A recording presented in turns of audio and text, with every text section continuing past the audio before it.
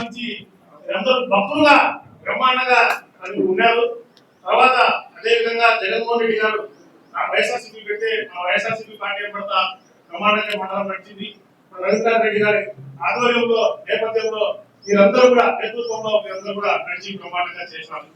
మీరందరూ వైఎస్ఆర్సీపీ పార్టీకి ఇంత తోడుగా ఉన్నందుకు, ఇంత ప్రేమ అనురాగాలు చూపించినందుకు ప్రత్యేకించి మీ అందరికీ కూడా కృతజ్ఞతలు. మీ ప్రేమ అనురాగాల్ని ఎప్పుడు సదా మేము గొప్పగా భావిస్తాము. తప్పకుండా ఖచ్చితంగా పెద్దలందరూ కూడా సలహాలు చెప్పినారు. ఆ సలహాలు మించి సేవ చేసేదానికోసమే ఖచ్చితంగా మీ ముందుకు మా ఫాదర్ గారి నేతృత్వంలో వచ్చాము. అదే కొనసాగిస్తామని చెప్పేసి మీ అందరికీ కూడా తెలియజేస్తూ, ఇక మనందరం కూడా రాజకీయ నాయకులం, అందరూ కూడా రాజకీయాల్లో ఉన్నారు. చాలా సున్నితంగా రాజకీయాలను పరిశీలిస్తూ వస్తుంటాం. ఈ 11 మాసాల కాలంలో మనం మన రాష్ట్ర రాజకీయం ఏ రకంగా ఉందని చూస్తే, అబద్ధాలు మోసాల పునాది పైన ఈ ప్రభుత్వం, కూటమి ప్రభుత్వం అనేది ఏర్పడింది. ఆ పరంపరను కొనసాగిస్తూ చంద్రబాబు నాయుడు గారు అధికారంలోకి వచ్చిన తర్వాత కూడా మరిన్ని మోసాలు, మరిన్ని అబద్ధాలు చెప్పుకుంటూ ఆయన కాలాన్ని ముందుకు గడుపుతా పోతా. ఈ అధికారంలోకి వచ్చిన తర్వాత కూటమి ప్రభుత్వం ఓన్లీ కూటమి నేతలకు, అంటే కూటమి నాయకులకు తప్ప ఈ రాష్ట్రంలో ఏ ఒక్కరికి కూడా మేలు చేసిన పాపాన ఈ కూటమి ప్రభుత్వం పోలేదు. అధికారంలోకి వచ్చిన తర్వాత సూపర్ 6 ఇస్తామన్నారు. సూపర్ 6 అనేది ఇంతవరకు లేదు. తొలి సంతకం మెగా డిఎస్సి పైన పెట్టడం జరిగింది. 11 మాసాలు అయిపోతుంది, ఇంతవరకు దాని నోటిఫికేషన్ కూడా ఇవ్వలేదు. ప్రతి సంవత్సరము జాబ్ క్యాలెండర్ విడుదల చేస్తామన్నారు లోకేష్ గారు. తెలుగు క్యాలెండర్ మొన్న ఉగాది అయిపోయింది, జనవరి 1 ఇంగ్లీష్ క్యాలెండర్ అయిపోయింది. క్యాలెండర్లు మారుతున్నాయి కానీ జాబ్ క్యాలెండర్ మాత్రం ఇంతవరకు ప్రజలకు అందించలేదు ఈ కూటమి ప్రభుత్వం. అట్లా నవరత్న పథకాలకు ఇంకా బ్రహ్మాండంగా ప్రవేశపెడతామని చెప్పినారు, దాని గురించి ఊసేలేదు. వాలంటీర్ వ్యవస్థను కొనసాగిస్తామని చెప్పినారు, దాని గురించి ఊసేలేదు. మొత్తం ఏదైతే ఎలక్షన్స్ ముందర ఏదైతే చెప్పినారో ఏమీ చేయకోకుండా అధికారాన్ని అనుభవిస్తూ కేవలము కారణాలు చెప్పుకుంటూ కాలాన్ని టైంపాస్ చేస్తూ అధికారాన్ని అనుభవిస్తూ ప్రజలపైన భారాన్ని మోపుతూ కూటమి ప్రభుత్వం ముందుకు పోతాను. జగన్మోహన్ రెడ్డి గారిని ఒకసారి మనం ఆలోచన చేస్తే, ఆయన అధికారంలోకి వచ్చిన ఇప్పుడు 10 నెలలు కావస్తుంది. 10 నెలల్లోనే జగన్మోహన్ రెడ్డి గారు అధికారంలోకి వచ్చిన 10 నెలల్లోనే నవరత్న పథకాలు ఏమైతే చెప్పినారో అన్ని కూడా ప్రజలకు అందించినారు. దానికి కరోనా కష్టకాలంలో కూడా ప్రజలకు నవరత్న పథకాలు అందిస్తూ దగ్గర 2,75,000 కోట్ల రూపాయలు ఆయన ప్రజలకు డైరెక్ట్గా వాళ్ళ అకౌంట్లో వేసినటువంటి ఘనత శ్రీ వైఎస్ జగన్మోహన్ రెడ్డి గారికి. ఇప్పుడు కూటమి ప్రభుత్వం 10 నెలలు అయిపోతుంది, ఏ ఒక్క పథకం కూడా ప్రజలకు పూర్తిగా ఇవ్వలేదు. ఒక గ్యాస్ సిలిండర్ల పథకం మాత్రం, అది కూడా 1 సిలిండర్ మాత్రమే ఇచ్చారు తప్ప ఏ ఒక్క పథకం కూడా సూపర్ 6 కావచ్చు, నవరత్న పథకాలు కావచ్చు, కొనసాగిస్తా ఉన్న నవరత్న పథకాలు కావచ్చు, ఏ కూడా చేయకోకుండా ముందుకు పోతాంది. కేవలం అబద్ధాలు మోసాలు చెప్పుకుంటూ చేసుకుంటూ ముందుకు పోతాంది. అదే జగన్మోహన్ రెడ్డి గారిని గురించి దయచేసి ఒకసారి ఆలోచన చేయండి. ప్రజలు ఎంత కష్టాల్లో ఉన్నప్పటికీ ప్రజలకు తోడుగా ఉన్నాడు. అదే చంద్రబాబు నాయుడు గారు ప్రజల కష్టాలను మరింతగా పెంచుతూ వస్తున్నారు. సో తప్పకుండా జగన్మోహన్ రెడ్డి గారిని తర్వాత చంద్రబాబు నాయుడు గారి మధ్య డిఫరెన్స్ను ప్రజలు ఈ పాటికే గమనించడం జరుగుతుంది, గమనించినారు. కాబట్టి ఇప్పుడు మహిళలు కావచ్చు, లేకపోతే వృద్ధులు కావచ్చు, లేకపోతే పిల్లల్ని కావచ్చు, లేకపోతే రైతులు కావచ్చు, లేకపోతే వర్తకులు కావచ్చు, లేకపోతే కర్షకులు కావచ్చు, వీళ్ళందరూ కూడా బాగుపడాలంటే ఉండేది ఏకైక తారక మంత్రం ఏమిటది? కావాలి జగనన్న, రావాలి జగనన్న. కావాలనా? మళ్ళా జగనన్న రావాలనా? మళ్ళా జగనన్న వస్తే తప్ప ఈ రాష్ట్ర పరిస్థితి బాగయ్యే పరిస్థితి లేదు. నవరత్న పథకాలతో జగన్మోహన్ రెడ్డి గారు ఈ రాష్ట్రంలో ఉండే ప్రతి ఒక్కరి జీవితాల్లో ఊపిరి పోస్తే, సూపర్ 6 పథకాలు ఇస్తామని చెప్పి ప్రతి ఒక్కరి జీవితాల్లో ఆ ఊపిరిని తీసేసే పరిస్థితి చంద్రబాబు నాయుడు గారు చేస్తారని చెప్పేసి ఇక్కడ విచ్చేస్తారు. అందరూ కూడా ఒకసారి గమనించండి అని చెప్పి మీ అందరికీ సవినీయంగా విజ్ఞప్తి చేస్తాను. ఇదే కాకపోకుండా కూటమి ప్రభుత్వం అధికారంలోకి వచ్చిన తర్వాత ఏదైతే ఆ ప్రభుత్వం ఒక ప్రాథమిక హక్కుగా ఆ ప్రభుత్వం ప్రజలకు అందించాలో అవన్నీ కూడా ప్రైవేటైజేషన్ చేస్తాను. ఇప్పుడు ప్రజలకు అందించాల్సింది ఏమిటి? అందరికీ ఒక ఇల్లు, లేకపోతే విద్య, ఆరోగ్యము, వ్యవసాయము, ఇవన్నీ కూడా ప్రజలకు అందించాల్సిన పరిస్థితి. అంటే ఎలక్ట్రిసిటీ కావచ్చు, ఇవన్నీ అయ్యేదాన్ని సివిక్ ఎమ్యూనిటీస్ అంటారు. ఇప్పుడు మన గ్రామ సర్పంచులు కావచ్చు, వాళ్ళందరూ కూడా, లేకపోతే మున్సిపాలిటీలు కావచ్చు, లేకపోతే మున్సిపల్ కార్పొరేషన్లు కావచ్చు, ట్యాక్స్లు ఎందుకు కలెక్ట్ చేస్తారు? ప్రతి ఒక్కరికి కూడా స్కూల్స్ కావచ్చు, లేకపోతే వైద్యం కావచ్చు, లేకపోతే వాటర్ కావచ్చు, లేకపోతే ఎలక్ట్రిసిటీ కావచ్చు, ఇవన్నీ ప్రజలకు ఇచ్చేదానికోసం చేస్తారు. కానీ చంద్రబాబు నాయుడు గారు అధికారంలోకి వచ్చి 10 నెలలు అవుతుంది, అవన్నీ కూడా ప్రైవేటైజేషన్ చేస్తున్నారు. ఇప్పుడు హాస్పిటల్స్ కూడా ఇప్పుడు కొత్తగా ఈ రోజే చూసాము, హాస్పిటల్స్ కూడా ప్రైవేటైజేషన్ పీపీపీ విధానంలో ప్రైవేటైజేషన్ చేసేదానికి అంటే ప్రైవేట్ వాళ్ళకి అప్పచెప్తున్నాడు. ఎప్పుడైతే ప్రైవేట్ వాళ్ళు హాస్పిటల్ కడతారో గవర్నమెంట్ పార్ట్నర్షిప్ లో ఖచ్చితంగా లాభాపేక్ష అనేది ఉంటుంది. అప్పుడు ఎవరు నష్టపోతారు? ప్రజలు నష్టపడతారు. సో మనకు వైద్యం అనేది ప్రజలకు అందించాల్సిన బాధ్యత ఉంది రాష్ట్ర ప్రభుత్వం పైన, కానీ అది కూడా ప్రైవేటైజేషన్ చేస్తున్నారు. ఆరోగ్యశ్రీ అనేది నిన్నటి నుంచి ప్రైవేట్ హాస్పిటల్స్ అందరూ కూడా బంద్ పెట్టే కార్యక్రమం చేశారు. ఎందుకంటే ఈ రాష్ట్ర ప్రభుత్వం ఆ హాస్పిటల్స్, ఆరోగ్యశ్రీ హాస్పిటల్స్ ఎవరైతే కండక్ట్ చేస్తున్నారో వాళ్ళకి ఎవరికి కూడా డబ్బులు ఇవ్వడం లేదు. కాబట్టి ఆరోగ్యశ్రీ కూడా ఇప్పుడు మనందరికీ బంద్ అయిపోయింది. అదేవిధంగా రోడ్లు కూడా ఇప్పుడు పీపీపీ విధానంలో కొత్త రోడ్లు కాదు, ఆల్రెడీ ఉన్న రోడ్లను గుంతలు పూడ్చేదానికి కావచ్చు, డెవలప్మెంట్కు మళ్ళీ అది ప్రైవేట్ వాళ్ళకి అప్పచెప్తాడు. అది అప్పచెప్తే రేపు మనం ఏ రోడ్డు ఎక్కినా, ఇప్పుడు ఓన్లీ నేషనల్ హైవే పైన టోల్ కడతాం, ఇప్పుడు రేపు మనం ఏ రోడ్డు ఎక్కినా కానీ మనం ట్యాక్స్ కట్టాల్సిందే.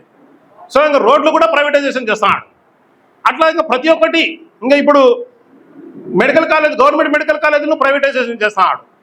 Vizag steel plant central government మేము అమ్మాలని ఉన్నామని మొన్న కూడా క్లియర్గా చెప్పింది. దానికి ఆపేదాని భాగంగా ఈ కూటమి ప్రభుత్వం ఏమీ చేయడం లేదు. సో మొత్తము ఈ 10 నెలల కాలంలో ఈ రాష్ట్రంలో ఉండేటి అన్ని కూడా ప్రైవేటైజేషన్ చేస్తూ మొత్తము ఈ బాధ్యత నుంచి తప్పుకుంటుంది రాష్ట్ర ప్రభుత్వం అని చెప్పేసి ఇక్కడ విచ్చేసిన అందరూ గమనించాలని కోరుతాను. P3 అంటే అదే P3 అని చెప్తున్నారు చంద్రబాబు నాయుడు గారు. దాని అర్థం ఏంటంటే మొత్తం ప్రైవేటైజేషన్. ఆ P3 ఒక పక్క జరుగుతుంటేనే P3 ఉంది, P4 మళ్ళా ఉంది, అది కూడా ఉంది. P3 ఒక పక్క చేస్తా పోతానే P4 అనేది మళ్ళీ ఒకటి పెట్టాడు. P4 ఏంటంటే పబ్లిక్ ప్రైవేట్ పీపుల్ పార్ట్నర్షిప్. దాంట్లో ఏం చేయాలా గైడ్ లైన్స్ లేవు. రాష్ట్రం అంతా మొదలు పెట్టాలా, లేకపోతే చంద్రబాబు నాయుడు ఎక్కడికి పోయి అక్కడ బటన్ నొక్కితే అక్కడే మొదలు పెట్టాలా తెలియదు. ఎవరినో ఒక మార్గదర్శకులు అంటున్నారు. ఎవరైతే 10 మందికి సేవ చేయడానికి వస్తారో వాళ్ళని మార్గదర్శకులు అంట. ఎవరైతే ఆ సేవను తీసుకుంటారో వాళ్ళు బంగారు కుటుంబం అంట. మరి పేర్లో బంగారు కుటుంబం ఉంది, మరి బంగారు కుటుంబం ఉండే వాళ్ళకు ఇంకా వాళ్ళు నిరాశ్రయులుగా ఎందుకు ఒకరికాడ తీసుకుంటారు అంటే పేరు పెట్టడంలో కూడా చూడండి. బంగారు అంటే ఇప్పుడు ఒక తులం బంగారు అంటేనే ఇప్పుడు ₹1,00,000 వెళ్ళిపోయింది. పేరే బంగారు కుటుంబం అని పెడతాడు, వాళ్ళు హెల్ప్ కోరే వాళ్ళు అంటారు. సో అట్లా ఆయన చంద్రబాబు నాయుడు అన్నీ అట్టే ఉంటాయి. P4 అని చెప్పి వాళ్ళు ఏం చేయాలనేది వాళ్ళ గైడ్ లైన్స్ లేవు.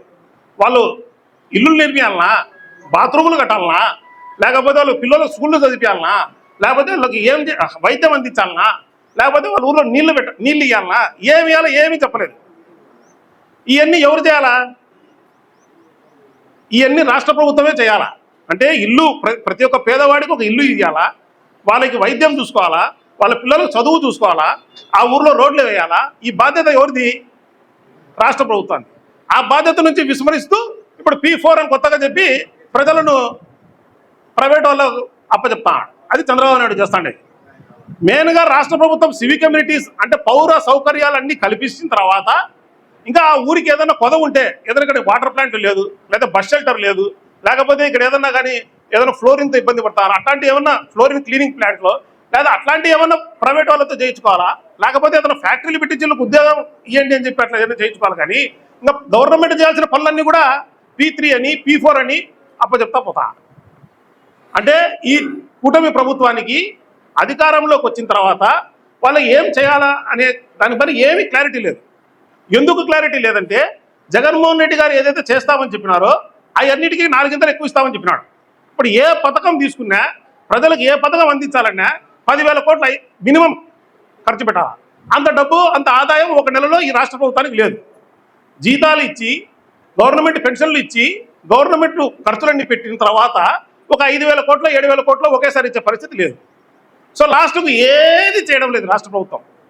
ఏమి చేయకోకుండా 1,00,000 కోట్లు అప్పు చేసి 10 నెలల్లో కేవలం వాళ్ళు దోచుకోవడం, దండుకోవడం తప్ప ఈ కూటమి ప్రభుత్వం ఏమీ చేయడం లేదని చెప్పేసి దయచేసి గమనించండి. ఈ P3లు కావచ్చు, లేదా ఈ P4లు కావచ్చు, మొత్తము ప్రజలను డైవర్ట్ చేసేదానికి తప్ప మరేదానికి కాదు అని చెప్పేసి, దీనివల్ల ప్రజలకు ఏమాంటి ఉపయోగము ఉండదు అని చెప్పేసి దయచేసి ఇక్కడ ఇచ్చే వాళ్ళందరూ కూడా ఒకసారి ఆలోచన చేయండి, గమనించండి అని చెప్పి తెలియజేసుకుంటూ, ప్రజలలో ఉండే వ్యతిరేకత అనేది స్లోగా బయలుదేరుతాను అనేది అందరికీ అర్థమవుతుంది. దానికి 3 ఉదాహరణలు చెప్తాను. మొన్న జరిగిన జెడ్పీటీసీ లేకపోతే స్థానిక సంస్థల ఎక్కడన్నా ఖాళీలు ఉంటే దాన్ని ఫిలప్ చేసిన ఎలక్షన్స్ జరిగినాయి 27వ తారీఖు పోయిన నెల. దాంట్లో 57 చోట్ల ఎలక్షన్ జరగాల్సిందే 50 చోట్ల మాత్రమే ఎలక్షన్ చేశారు. 50 చోట్ల ఎలక్షన్ చేస్తే 39 చోట్ల వైఎస్ఆర్సీపీ వాళ్ళు గెలిచారు. మనందరికీ డౌట్ వస్తుంది, అందరూ వైఎస్ఆర్సీపీ వాళ్ళే కదా, మరి 39 మంది ఎందుకు గెలిచినారు అని. అంటే ఆ 11 మంది ప్రలోభాలను పెట్టారు. ఎక్కడో 1-2 చోట్ల తప్ప రాష్ట్రంలో ప్రతి చోట ప్రలోభాలు పెట్టారు.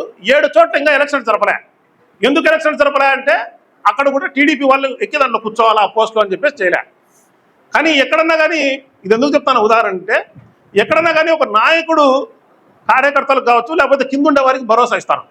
జగన్మోహన్ రెడ్డి గారికి నమ్మకం ఉంది, నేను మళ్ళా వస్తాను, ఎందుకంటే కూటమి ప్రభుత్వం ఉండదు, వాళ్ళు ఎట్లా హామీలు నెరవేర్చారని జగన్మోహన్ రెడ్డి గారికి తెలుసు. కానీ అది ప్రజలకు ఎంతవరకు అర్థమైందో, ఎలక్షన్ ఇప్పుడే ఓడిపోయినాము కానీ ప్రజలకు ఎంతవరకు అర్థమవుతుందా అర్థం కాదా అనేది జగన్మోహన్ రెడ్డి గారిలో కొంత డౌట్ ఉన్నింది. దాంతోపాటు పెద్ద పెద్ద నాయకులు ఎవరైతే ఏసీల్లో కూర్చున్న ఎంపీ నాయకులు అందరూ పోయారు, విజయసాయి రెడ్డితో సహా మొదలుకొని ఎంపీలు అందరూ పోయినారు.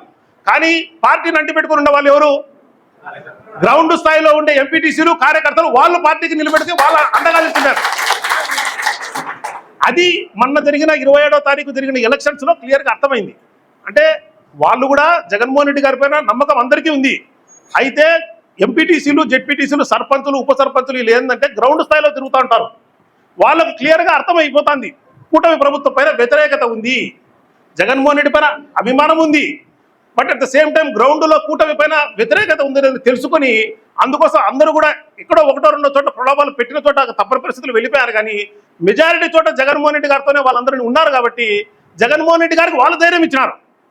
వాళ్ళు 39 చోట్ల నిలబడి గెలిచినది అది మాత్రమే కాకుండా ఈ రాష్ట్రంలో ఉండే ప్రతి ఒక్క వైఎస్ఆర్సీపీ కార్యకర్తకు ప్రతి ఒక్క వైఎస్ఆర్సీపీ లీడర్కు ధైర్యం ఇచ్చారు 39 చోట్ల నిలబడిన వాళ్ళని చెప్పేసి తెలియజేసుకుంటూ, సో అందుకోసమే జగనన్న మాటల్లో కూడా మనందరికీ తేడా గమనించండి. ఫస్ట్లో ఏం చెప్తా వచ్చినారు, తప్పు జరిగింది సవరించుకుంటామని మొదలుపెట్టిన జగన్మోహన్ రెడ్డి గారు, తర్వాత బిర్యానీ పలావ్ ఎగ్జాంపుల్తో చెప్పిన జగన్మోహన్ రెడ్డి గారు నిన్న ఈ 39 చోట్ల ఎలక్షన్ అయిపోయిన తర్వాత ఖచ్చితంగా జగనన్న 2.0లో కార్యకర్తలకు మంచి జరుగుతుంది, నేను ముఖ్యమంత్రి కావడం ఖాయం, మీరు చూడడం కూడా ఖాయం, మంచి చేసేది నేను ఏదైతే మంచి చేస్తానో మీరు చూడడం కూడా ఖాయము అని అంత గట్టిగా చెప్తానంటే దానికి కారణము మొన్న జరిగినటువంటి ఎలక్షన్లో ప్రజలకు అందరికీ అర్థమైపోయింది. మరొక కారణం చెప్తాను, మొన్న జరిగిన అసెంబ్లీలో ఎమ్మెల్యేలే చెప్తారు మేము జనాల్లో తిరగలేకుండాం, పథకాలు ఏం గీలేకపోతున్నాం, మేమేం సేవ చేయలేకపోతున్నాం అని చెప్పేసి డైరెక్ట్ టీడీపీ ఎమ్మెల్యేలు అసెంబ్లీలోనే డైరెక్ట్గా చెప్పే పరిస్థితి. సో అది వ్యతిరేకత బయలుదేరిందనే దానికి ఒక నిదర్శనం. అయితే మూడోది, చంద్రబాబు నాయుడు గారు ప్రతి ఒక్క నెల 1వ తారీఖున పెన్షన్ పంచనీకో లేదా ఏ గవర్నమెంట్ కార్యక్రమానికో పోతున్నాడు. పోయినప్పుడు ఆయన ఏం చెప్తున్నాడు అంటే మొన్న కూడా నేను చూశాను, ఏం చెప్తాడో చూద్దామని. ఆయన ఏం చెప్తున్నాడు, నేను ఎందుకు వస్తున్నాను ఈ కార్యక్రమాల కంటే, నేను ఏసీ రూమ్లో కూర్చొని ఎవరో పంచమనొచ్చు, కాకపోతే నేను వస్తే మినిస్టర్లు వస్తారు, ఎమ్మెల్యేలు వస్తారు, లేకపోతే కలెక్టర్లు అందరూ వస్తారు అనే ఉద్దేశంతో నేను కూడా వస్తున్నాను అని చెప్తాడు. చంద్రబాబు నాయుడు రాష్ట్ర అధ్యక్షుడిగా వస్తున్నాడు, కానీ కనీసము ఒక్కొక్క వార్డులో పంచాయతీలో పెన్షన్ పంచుతుంటే వార్డు గ్రామ లీడర్లు కూడా రావడం లేదు. ఎమ్మెల్యే కథ పక్కన పెట్టండి. అంటే ఎమ్మెల్యేలు రోడ్డు పైన తిరిగితే మా పథకాలు ఏమైపోయినాయి అని అడుగుతారు, ఇంకా వీలైతే గట్టిగా గల్లా పట్టుకొని అడుగుతారు, చొక్కా పట్టుకొని అడుగుతారు అనే భయంతో ఏ ఒక్క టీడీపీ ఎమ్మెల్యే కానీ ఎవరు కానీ లాస్ట్కు వార్డు స్థాయి లీడర్లతో సహా ఎవరు కూడా పెన్షన్ పంచడం లేదు. కాబట్టి అది కూడా ఒక నిదర్శనము, కూటమి ప్రభుత్వం అనేది ఇంకా ఎన్నో రోజులు ఉండదు, రాబోయే వచ్చే సంవత్సరం కూడా ఇట్లనే ఏమాత్రం పథకాలు ఇవ్వకపోతే ఖచ్చితంగా ప్రజలు తిరగబడి లీడర్లను కొట్టే పరిస్థితి కూడా వస్తుంది. ఎందుకంటే చంద్రబాబు నాయుడు గెలిచినాడు, కానీ ఎవరు ఓడిపోయారు? ఎవరు ఓడిపోయింది? ఎవరు? ప్రజలు ఓడిపోయారు. ఎందుకంటే ప్రజలు చంద్రబాబు నాయుడు అధికారంలోకి కూర్చోబెట్టింది, ప్రజల నమ్మకాన్ని మోసం చేసినాడు. కాబట్టి ఇక్కడ చంద్రబాబు నాయుడు గెలిచినాడు, జగన్మోహన్ రెడ్డి గారు ఆయన నైతికంగా గెలిచినాడు, నేను చెప్పింది చేసిన, మీరు ఓట్లకు వచ్చినాడు, నేను చెప్పింది చేశానంటే మళ్ళీ చేస్తానని చెప్పినాడు. మన ప్రజలు ఆశపడ్డారు, నమ్మలే కాదు ఆశపడ్డారు. కూటమి ప్రభుత్వం చెప్పిన హామీలకు ఆశపడి, సూపర్ 6కు ఆశపడి జగన్మోహన్ రెడ్డి గారికి వేయలేదు. కానీ ఇక్కడ అసలు సిసలైన ఓడిపోయిన వాళ్ళు ఎవరంటే, ఓడిపోబోతున్న వాళ్ళు ఎవరంటే ప్రజలు. ప్రజాస్వామ్యంలో ప్రజలే కదా ఓట్లు వేయాల్సింది, ప్రజలే కదా నిర్ణయించాల్సింది. మరి లాస్ట్కు ప్రజాస్వామ్యాన్ని కూనీ చేస్తూ ప్రజల్నే మోసగిస్తూ ప్రజల్నే ఓటమి పాలు చేసినటువంటి చంద్రబాబు నాయుడు చరిత్రహీనుడుగా మిగిలిపోవడం ఖాయమని చెప్పేసి ఆ రిజల్ట్ మరీ గట్టిగా వచ్చే 2028 కావచ్చు 29 కావచ్చు ఏ ఎలక్షన్లైనా చాలా మంచి ఫలితం వైఎస్ఆర్సీపీ పార్టీకి వస్తుంది అని చెప్పి తెలియజేసుకుంటూ, ఇక ఖచ్చితంగా మన బిఎన్పల్లిలో కూడా చూసుకుంటే మన మండలం డెవలప్ అయిందల్లా ఎప్పుడైంది? మీరందరూ 20-30 సంవత్సరాల నుంచి ఉన్నారు. ఎప్పుడైంది చెప్పండి? రాజశేఖర రెడ్డి గారు ఉన్నప్పుడు అయింది, కాంగ్రెస్ గవర్నమెంట్లో అయింది, మళ్ళీ జగనన్న ప్రభుత్వంలో వచ్చినప్పుడే అయింది. ఎమ్మెల్యే గారి నేతృత్వంలో, అదే జిల్లా అధ్యక్షుడు గారి నేతృత్వంలో అయిందా లేదా? మరి మధ్యలో చంద్రబాబు నాయుడు అధికారంలో ఉన్నప్పుడు ఎందుకు కాలేదు? దయచేసి ఆలోచన చేయండి. ప్రతి ఒక్క ఊరిలోనూ మన దగ్గర ప్రతి పంచాయతీలోనూ 5 కోట్ల నుంచి 10 కోట్ల రూపాయల అభివృద్ధి కార్యక్రమాలు జరిగినాయి లేదా? జరిగినాయి మన ప్రభుత్వంలో. మరి టీడీపీ ప్రభుత్వం ఎందుకు జరగడం లేదు? సో దయచేసి మన ఊరు డెవలప్ కావాలన్నా, మనం డెవలప్ కావాలన్నా, మన ప్రాంతం డెవలప్ కావాలన్నా, మన రాష్ట్రం డెవలప్ కావాలన్నా, ప్రజలు గెలిచాలన్నా అంతిమంగా ఏం చేయాలా? జగనన్న మళ్ళా సీఎం అయితే తప్ప ఈ రాష్ట్రంలో ప్రజలకు మేలు జరగదు. ప్రజాస్వామ్యాన్ని నిలబెట్టాలన్నా జగనన్న మళ్ళా సీఎం కావాలా? మరి చేద్దామా? చేసేవారికి సిద్ధమా? అంతే, సిద్ధమా? సో అందరూ సిద్ధంగా ఉన్నారు, బ్రహ్మాండంగా అందరూ వచ్చినారు కార్యక్రమానికి. అందరూ కూడా మాకంటే బాగా మాట్లాడారు.